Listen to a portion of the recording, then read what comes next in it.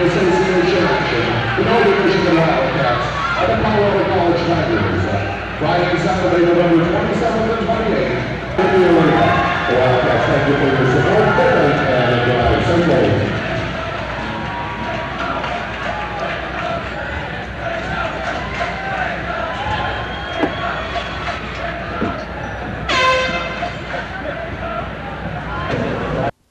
After Jason Wright as he pinched down the boards.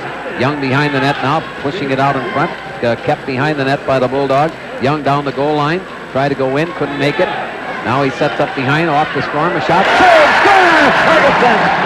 Yes, bang, bang. It was thrown out the front by Storm, Bob, and Lenzik didn't handle it with his hand. He tried to play it with his foot and slid over to Ferguson, and Ferguson didn't get good wood on it, but it just made it inside the post and across the goal line. Is this going to be one of those games? Dropping behind 2-0. Power play goal would look good here. This is Young to Storm. He's in. Scores! Through the legs of Lenzik. That's just what the doctor ordered. A nice little play, Bob. Young just broke down the right wing, gained the blue line, feathered that pass over to Storm, and that gave him the open lane pass to the defenseman, and he was in, hold free, and just tucked it between Lenzik's legs. And the Huskies are back in the game. It's 2-1. 13:49 left in this first period. And who did they strike? It's got a pretty wicked shot. This is Stevens starting out for the Huskies now. Flips it to Peterson. Up the slot. Score! Oh, what a big goal with 3 seconds left. Peterson got Lenzik going the wrong way on a nice pass from Stevenson and just blew it right in, just inside the post. Well, that's what that long reach will do for you, Bob. He just got past Brad Penner, the defenseman for the Bulldogs. What a goal. And it just, he caught Lenzik going the wrong way. Peterson was going to his left, and he just slid it back into the right-hand corner, right along the ice, and banked it in off the post. 8th goal comes back to the point. Peterson holding it in to Stevens. A shot saved by Lenzik. And Osborne couldn't find the handle on the rebound. It's Peterson back to Kirby Perreault now to Mickish to Kirby Perreault. Over to Peterson. Winds up with a shot to Osborne. Scores! Osborne flipped it up over Lenzik, and the Huskies tie it up again. Well, good feed. We had Kirby Perreault at the center point. Bobby fed it down to the right-hand circle to Peterson. He threw it into Donnie Osborne. And Donnie didn't get good wood on that backhand, and it just got under the glove of goaltender Lenzik. So is that something we're going to see with Osborne up front there? Well, that's what they've been doing. We got burnt in the first period. They got Perreault back on the point, and they let Osborne slide into the center slot, and that's his job. Figliamini starting back now. He's got Young on the right wing. Figliamini moving up the middle. Throws it ahead on the right side for Young. Young going after it. Goes in behind the net. Centers it now. Walking in for a shot. Saved by Perreault, and he hit Hanchuk, it looked like, up on the shoulder as he made that stop, and he may be hurt. This is Figliamini behind the net now. Young's got it. Centers it. Score! Garvey! Yes! Young set it up for Liam Garvey, and he's given the Huskies a 5-4 lead. Well, Garvey worked himself right into the doorstep, Bob, and Young threw it out there, and he was right there to knock it home. Well, Garvey didn't get his goal last night, but he got a big one tonight. He made no mistake about that one, and it was John Young who set it up again. No, it hasn't been a rough hockey game. Everything that we've had is, hooking or a trip or, penalties like that. Parrott, but it was tipped by Plant, or Marinucci, and slides all the way down. Sack to full strength now. But that's what you can do with a fake. You can just freeze that player right in the track. 46 seconds remaining in the second period. Huskies lead 5-4. Face off to the left of Butler. And it's score a goal here late in the period. But Ram kept it out of there. And the Huskies leave the ice leading 5-4 at the end of 2 periods. Pretty good period for the Huskies, Bob. They had 2 goals and Duluth only had 1, and that puts the Huskies up by 5-4 going into the 3rd period. And the second period was brought to you by Dean and Bank of the Cover. Need a loan? Here's a deal that's definitely no turkey. Your local D&N Banker is serving up a very tasty holiday deal. When you get a loan, you'll also get a plump, juicy turkey. All right, that's the end of 1 here, and we'll be back with... Can't control it. It's out to center ice. Denver clears the zone, and shot right on the stick of Stardup. He'll play it to the side corner. Here's Smith to center ice as Denver in a change. To Cable. Cable in the right wing corner. Flips ahead. Rojo a chance and scores! And Rojo as Carson Cable went for the deep right wing corner. A backhand pass right on the stick of Rojo. Nobody picked him up, and he snapped it between the legs of Brian Schoen, and the Wildcats have tied the hockey game at 1 goal apiece. It was a nice play by Cable as he carried the puck up the ice on the right side. And Smith went to the net. Rojo came as the trailer, and Cable put a nice backhand pass right on the stick of Rojo, and Rojo one-timed it between the legs of Schoen. 7 seconds to go in the period. Out to center ice. Here's McGilvery. 4 seconds. 3 seconds across the line. He has a drop pass attempt for Woog. A shot is scored, but it's after the whistle. Steve Woog on a drop pass put it in the net, but the referee there to wave it off, and no goal is called. He got it cleanly by the goaltender Brian Schoen, but it was a second too late, and it won't count. Brian Schoen, and Cable through the slot, gives it up to Hare, near side for Ripplinger. A slap shot is deflected down, the rebound, cut, scores! Hugh and Jim. Ripplinger shot it. I think Gans deflected it down in front. It got behind the goaltender Brian Schoen, and Hugh and Jim has put it in the net. He has scored 4 goals in his last 5 games now as Hugh and Jim puts it in to give the Wildcats a 2-1 lead. That puck snuck through Schoen's arm. Was laying in the crease after the shot from Ripplinger at the right point, and Jim was just standing off the edge of the crease. He just reached over and tapped it into a wide open net. Jim. Postal weight 1-on-1 against Newbert. She'll put it up. A bad shot. Jenny goes down again. I don't know. Maybe she needs her blade sharpened or something. She fell that time.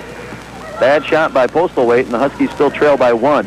Here's Jenny Newbert with the ball stolen by Zarling. The Huskies are just really stealing the ball. Here's Sorensen, nice pass from Zarling off the glass. So Terry Sorensen gets the Huskies the lead back, 6-5. Huskies' quickness really showing here in the early going. They've had several steals. Rebound comes to Postalway. She gives it to Zarling. Zarling's got Innes going down the left side. She finds her. Now Darla slows it up. Gives it to Vinipal. Forces a 3 off the glass. 3-point basket, Gracie Vinipal. 19-11. The Huskies now with their biggest lead of the game, 8 points. 22-15, Tech. Zarling over to Innes. Innes goes in the lane, gets it over to Vinipal on the right side, works her way under the defense, and scores it. Vinipal with 5, a creative move there by Tracy. Goes over to Hager now. Kristen Hager. Dribbling over for Postalweight. She'll shoot and hit a 3.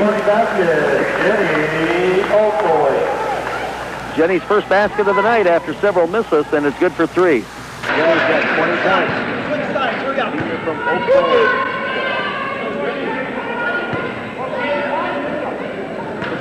62-60, Huskies. That one's good, so Postalweight gets a couple of clutch free throws. 21 points for Player Tyler Tito. I've never seen that. That might be a piece of protected equipment or something on it. On her left leg, I think it is. Okay, here's a feed underneath for Postalweight. Don Carling, center, beautiful. 23 points for Postalweight. 65-62 Huskies. Tibbetts on the dribble against Postalweight. Now she loses the dribble. Throws Darla Innes with a steal. Darla Innes with a big reach, shoots it ahead for Sorensen. Goes around Ingles, pulls it up from 6 feet, misses. Innes with the offensive rebound, can't control it. Now Zarling puts it up and in, scores. Don Zarling. He's got 11 points. Rangers was Ann Sprigg with 17 points. He's the only player in double figures for the Rangers. But wow, look at Julie Helt for Northern. She had 38 last night. Kelly Hubbard was the next closest with 12. So it was the Julie Helt show last night, 13 of 21 from the field. She was 12 of 17 from the free throw line. Backed up for the three-point shooting of Ingles. Tibbetts with it. Throws it on the cross-court pass to Rainowitz. Or no, that's Newbert. Newbert back out for Ingles. Gets the pick set by Newbert. Back for Newbert on the pass.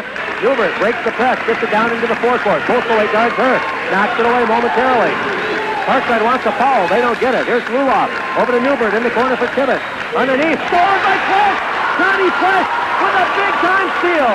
The Huskies get the ball back with 5 seconds. And a foul made a great steal. And the Huskies get the ball back and they draw the foul. They're going to call it on Luloff. They'll immediately do, of course, one thing they want to make sure is that they prevent a three-point shot if they can, because that could win the ball game for Parkside. And if they give up a two-point shot, they don't really score. Ingalls will be the person to inbound it. 3 seconds to go. They have to execute perfectly here now. Parkside still with a toe of the Parkside players are in the backcourt. Ingalls throws it in to Schmidt. 2 seconds, 1 second from midcourt. He puts it up and misses. The ball game is over. And that's all there is. There is no more. The Huskies win 72-70. And a real thriller here at the SBC gym. But then he would just He cleared it all the way down. Ram will stop it. 1 minute and 6 seconds left on the Tech power play. Here's Storm now. He's out there with Peterson. Storm moves over the left wing. In across the line, still coming. Then he lost the puck. It slides into the corner. And the Pioneers will try to clear it. And they do. And picking it up is Chris Kennedy. Starts back. He's got Osborne beat. A shot saved by Ram, and he covers up. And he collides with Lane Lavelle. Dropping it back for McLean, who clears it to center. Now Mitch Lane in across the line. He's on there. Trying to drop it back for Young. He's got it. Young throws it across for Hill. He missed the pass. Picks it up off the board. Sends it behind the net to Lane. Lane checked into the boards, and Stevens goes after it in the corner. Stevens, nice spin move. Down the goal line. Walks in. Scores! Yes! Slipped it off a leg there, it looked like. Well, I think he just jammed it underneath goaltender Schoen, Bob, but Stevens picked it up on the far boards right on the hash mark, and he beat the defenseman. He had an open lane right to the net, and he took it right to the goal crease and jammed it underneath goaltender Schoen. And for Randy Stevens, that's his 5th goal of the year. And the Huskies move out in front by a score of 1-0. Just good work by the Huskies. Are out in front, however, 1-0 on the goal by Stevens at 12:19. And Bob Mancini is over arguing the call. He did get the shot away then. It never got to Ram, though. The hand check got his stick on that puck and blocked it before it got to Ram. 58 left in this first period. Jason Ritchie, or Angelo Ritchie coming down the right wing. That was a nice pass from Markovich that time. Eldon and Jeff Hill out there. And Angelo Ritchie taking the face-off against Jim Storm. That last shift, Bob, we had both goaltenders get caught out of the net. We had Jamie Ram behind the net stopping the puck for his defenseman, and I think he got tied up with Chris Kennedy doing kind of a wall. Yeah, they were doing a waltz back there. And then down to the other end, Schoen was out playing a loose puck in the corner, and he just about got trapped out of the cage. I thought I heard somebody singing, "Waltzing Matilda." I'll tell you, when you're a goaltender, you don't want to get caught out Really? there. You want to make it quick and get back in your goal crease. All right, this is John Young out there now on the face-off to the left of Schoen. Sends it to the corner. Figliamini and stays in the Denver zone. Storm bumps in the corner. Lane Lavelle after it now. He's pinned by the big defenseman, but Storm's got it. Moving out in front, sends it toward the goaltender. Score! Yes, standing right there was Peterson, and he's got another one. Storm just moved down in front on kind of a long wraparound, sent the puck toward Peterson, and he jammed it in past Schoen for Brent Peterson. That's his 10th goal of the year. It was a long wraparound for Storm. He didn't cut close to the net, Bob. He worked himself out to the bottom edge of that circle and made a backhand shot, and Peterson kind of intercepted it. I'm not quite sure whether Schoen made the initial save, but Peterson was there to get it underneath him. And a big goal for Brent Peterson, his 10th of the year. But the Pioneers break up the play, and they start back 3-on-2. Up the middle now, Ortiz, left wing, moving in for a shot. Ram makes the save and covers up. Number 23, that is Earl Rock, the freshman from Duluth. It was knocked away from him by DeCorby, but held in by Osborne. Behind the net now, Mahachuk.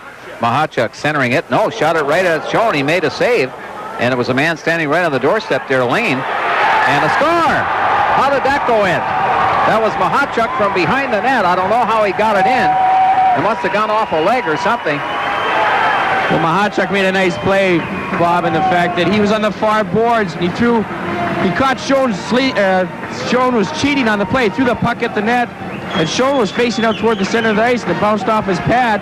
Puck went in behind the net, and it squirted out the goal crease, and Schoen was still down for some reason. He's still down on the ice. It looks like he might be injured, but Mahachuk swung back across the front of the net and just shelved it in the top of the corner.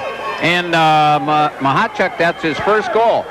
I didn't see him come out from behind the net. I was distracted there for a minute, but now Schoen's hurt, and Mahachuk's got his first goal of the campaign. Good play, Preston. Nice play.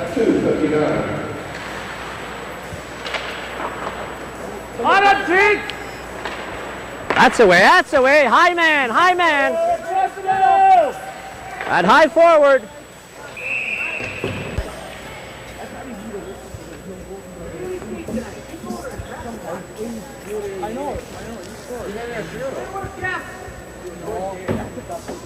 Take your man out now on face-offs.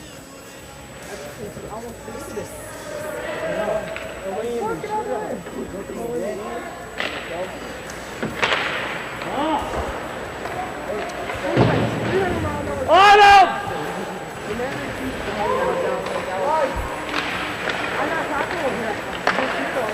On it, Jeff! Coming hard, coming hard! Forward! You ready? That's it. Go, Mike.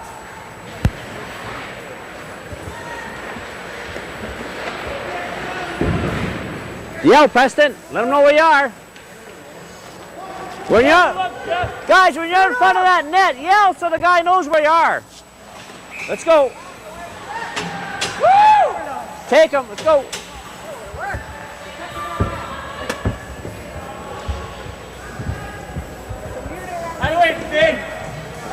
Come on, Jeff. Let's stop a little sooner next time, buddy. Oh, come on, Ryan. Look, look, Ryan. Speed! Speed! Help! Forwards, come back and help. You see that puck out in front and somebody's open. That's where the danger area is in. Leave the point.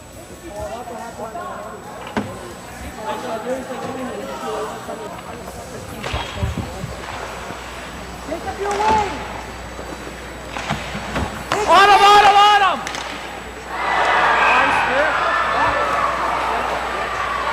Hit this guy when you come out on the point, guys. Finish the play.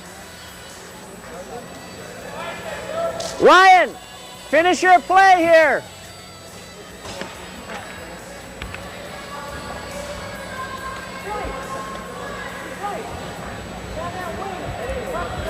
And on goal, scored by number 14, Patrick Aldrich. Then you got to take him. That's it. Finish him off.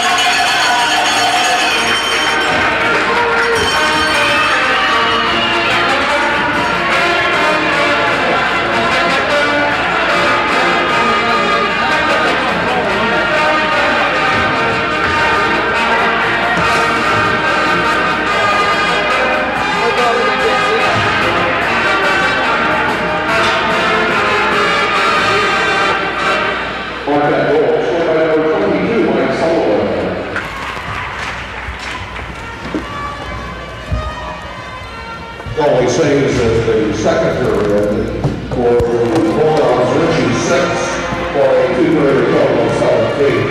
For Whitman Boshop 9 for a two-period total of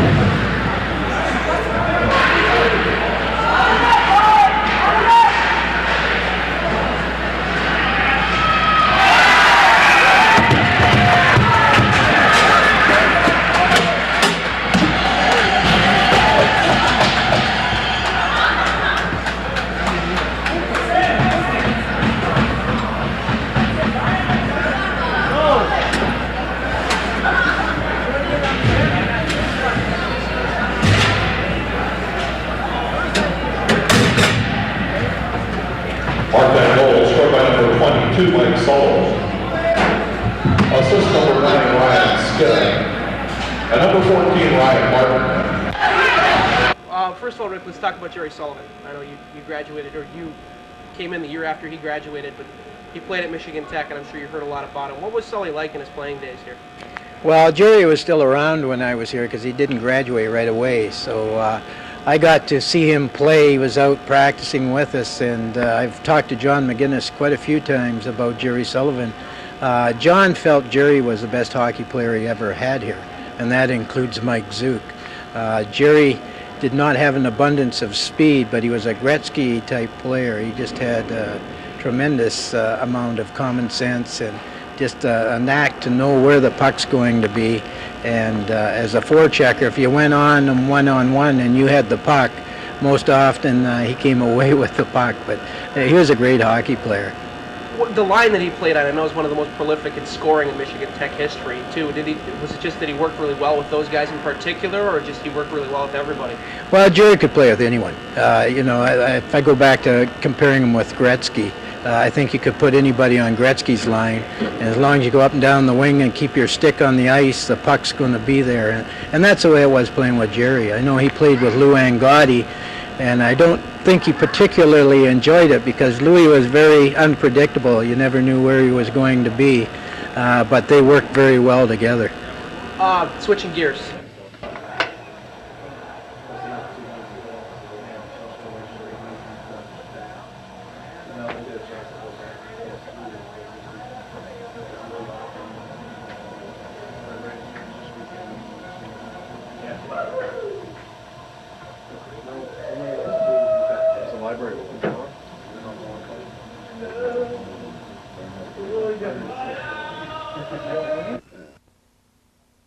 Corner. Huskies are going to get some change on this power play. Callanan tried to clear it. Held in the corner by the Huskies. This is Young out to Kirby Perreault. There's a drive. Callanan makes a save. Score! Peterson! Bang! Bang! He just picked up the rebound after Callanan made the save and jammed it up high. And the Huskies take a 1-0 lead on the power play goal. Well, nice play by Kirby Perreault on the board point here, Bob. I think he faked the goaltender out a little bit because I think he thought he was going to pass it over to defenseman Osborne, and he didn't. He threw a quick wrist shot at the net, and Callanan hit him in the glove, but the rebound popped up, and Peterson was right there and just chipped that rebound over top of him. John Young against Darby Hendrickson. Back for Osborne. A quick shot. Didn't get through. Oh, score on the rebound. Yes, it just slid very slowly toward Callanan, and he couldn't quite get to it. It just lay there. It never really got through to him. And Pekka just leaped on the puck and put it past him. Huskies take a 2-1 lead. Well, off the drop, Bob, it came back to Osborne on the board point here. He shot it in. I don't know whether it hit John Young in the back or something, but it laid beside John, and he was tied up with his center ice check. And it was just that Pekka got on that loose puck and just shot it past low on the stick hand side. Great pressure. This is Storm getting it back for LaBelle now to Young in the slot. Turns around, gets it over to Young. Score! Oh, score! Jason Wright.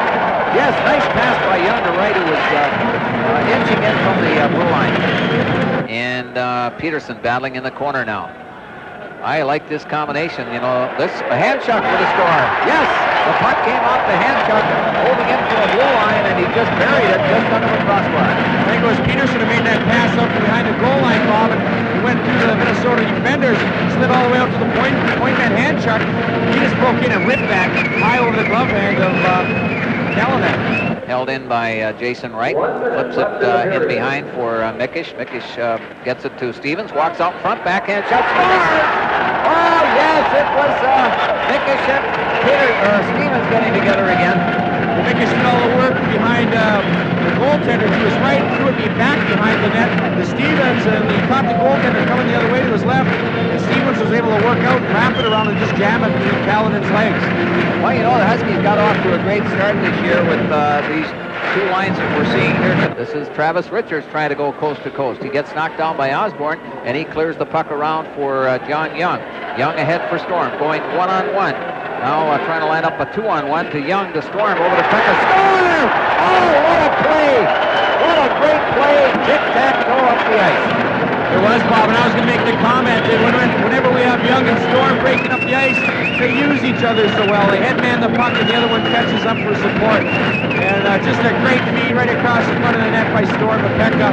And Moan just couldn't get there. He chipped it over his outstretched left pad. He was knocked down. Figliamini's got it though to Travis Seal. His shot stopped by, now Figliamini winds up with a shot. He fanned on it, gets it back. There's another shot, backhand shot, score to it. Figliamini with a backhander, and there's Seal on the doorstep. Right around, looking for that garbage. He's got it, and the Huskies take a 7-2 lead. You know, the three brothers there, Paul Broughton got a, and it was called by the linesman. And that was a big rhubarb on that one. And I think the Huskies scored like 6 goals during that 5-minute major or something like that. There's a shot, scored right through the legs of Moan as the puck came back to Lane Lavelle. And he just let it go for the blue line and right through Moan's legs. 7:04 remaining, and the Huskies take an 8-2 lead at the power play goal for Lane Lavelle. He's pinned by Travis Seal. Breaks the check and gets it back to the point. There's a shot by Tribble, saved by Ram. Comes out in front now, right to McEwen though, and he starts back. Headman's it to Figliamini. Figliamini starts back. Left wing for Osborne. Osborne's in. Shoot! Scores! Again! Through the legs of Moan. With 6:14 left, Huskies take a 9-2 lead. And the floodgates are open. Yeah, I'm not too sure whether it went between his legs, Bob, or hit his right pad and went up underneath his right arm. But Donnie Osborne made it look really easy. He just cut in on the net, got his head up to look at the goaltender, and just beat him on the short side. He hangs up.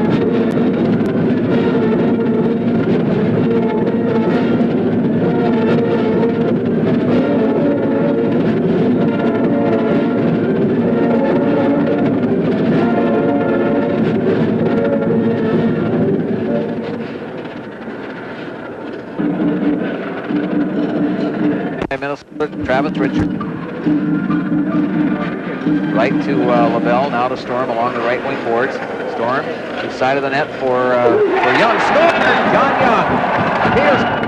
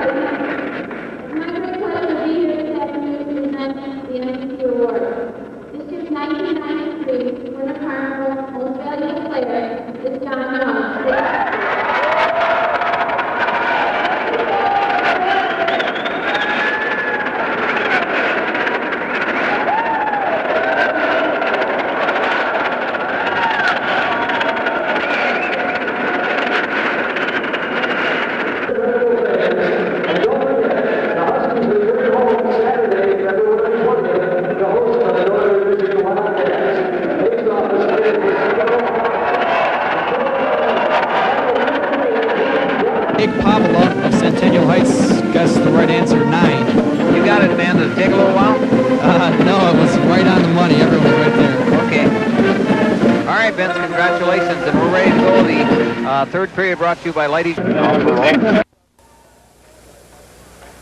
Face off in the Michigan State zone to the left of Mike Buzak. Fairbanks controls the draw. Klippenstein kicks it in behind the Michigan State net. Turner tied up by Klippenstein. Klippenstein gets control over on the far boards. Turner without a stick. Klippenstein has the puck knocked away from him, and then it's played up into the neutral zone, but lifted right back into the Michigan State end. McCauley plays it back into the neutral end, and now here comes Smolinski. Smolinski along with Murray. Smolinski gets it over to Murray down the side. He shoots and scores! The give and go works to perfection, and the Spartans get on the board first. It's 1-0 Michigan State. From Steve Norton, Klippenstein wanted a penalty call. He wasn't going to get it. Now Norton, he gives it up to Fedorchuk. Fedorchuk in the slot. His wrist shot stopped by Buzak. Rebound cleared out of there by Norton. And now here come the Spartans with a 3-on-2 break. Smolinski up the left side. He's got Murray and Clifford with him. Smolinski down the left wing. Puts it up for Clifford. He shoots and scores! And the Spartans take the 2-1 lead. Another perfect execution by Brian Smolinski, this time on a 3-on-2. Smolinski breaking down the wing. Murray going towards the net. Gets the puck over to Brian Clifford, also breaking towards the net. He manages to put it in the empty goal. Michigan State, he set up both goals in this one, and this one comes at a big time, 13:42. The time of the goal, Clifford converting on the pass from Smolinski. It was a 3-on-2 break for Michigan State. It's played back up to center ice, but Kirk Patton is there for UAF. He'll dump it into the Michigan State end. Steve Norton chops at it. It's going to roll deep into the Fairbanks end. Racing after the puck is Steve Guala. He won't get there before it reaches Larry Moberg, and Moberg plays it over to the far boards. Lester gives it up. Harper shoots. He scores! Kelly Harper picked up the pass, and he banged it in off the right post. And the Spartans open up a 3-1 lead. Excellent job by Kelly Harper to get that one away quick. Skated right into that pass and let it go right off the far post, back across the line and off the other post and into the net. A great shot by Kelly Harper. Got everything on it, and I think it surprised the goaltender.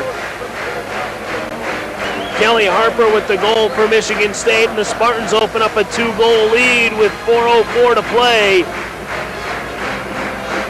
Harper gets the goal unassisted. Don Lester coughed up the puck for Fairbanks. That goal coming at 15:56.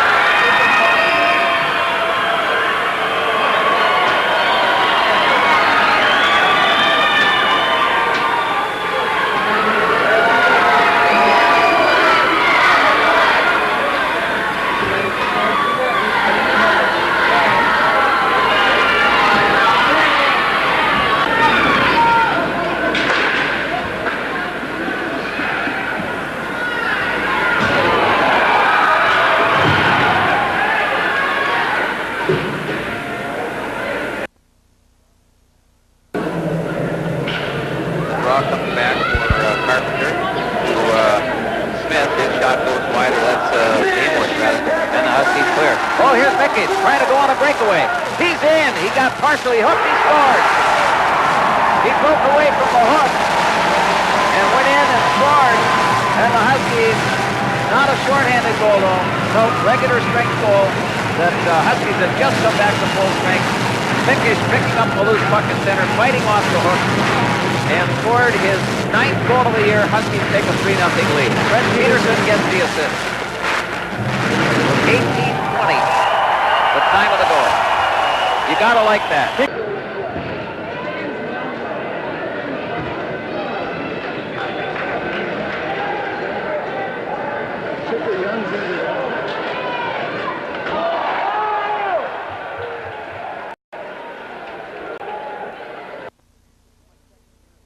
How many years at Waterloo now? It's my 2nd year as the head coach in Waterloo, and I'm looking forward to this year especially because I have an opportunity to recruit my own team. Last year I got the job late, and so I was working with somebody else's team, and now this year it's my team, and I'm excited about what's going to happen this year. How do you like the organization? Real good. I work for Scotty Brand. He's the GM down there, and he's a real good guy to work for. He loves hockey and understands the game, so it makes it easy for me. You guys feel like you're going to be competitive in the USHL this year? Definitely. I hope that we can jump into the top 4 as a next step. Who knows, maybe we go all the way to the top, but right now that's our next goal, is to get in the top 4 in the league, and from what I see at camp here, I think that's possible. Jeff and Pat both going to be playing for Tech next year. It's got to be nice to see 2 little brothers playing on the same team in D1. Yeah, they work really hard at it. I'm very proud of what they've done, and hopefully Jeffrey will have a year similar to Pat's last year. What's it like coming from the Mickish family? I mean, hockey's got to be king. You know, that's all you talk about, isn't it? Well, you know, my father played hockey at Michigan Tech here, and all of us just loved it right away. He never had to push us, and I guess the local area, there's a big hockey influence, so most kids growing up want to be hockey players, and it worked out that we've been successful at it.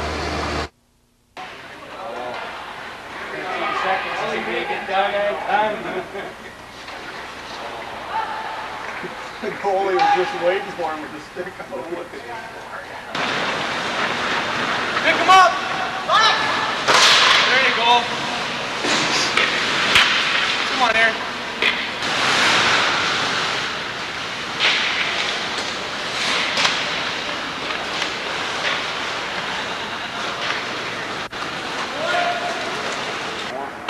Starting 7 last I heard.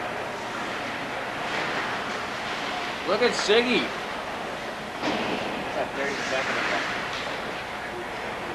And having a coach who's from Hancock also helps. Yeah, it helps out a lot. We're very happy with Scotty Mickish. Our organization seems to be on one track mind, and that's to get the best possible kids and kids that are have an honest toughness to them. Scott's in his 2nd year with the organization. You guys pretty pleased with what he's doing? We're ecstatic with what he's done so far. The first year we were picked for 10th place, and he brought us up to 7th and into the playoffs. And this year the talk around the league is we have a real legit chance at winning the entire thing. And so he's really worked hard, and I know the Upper Peninsula people can be really proud of him. He's done a great job. So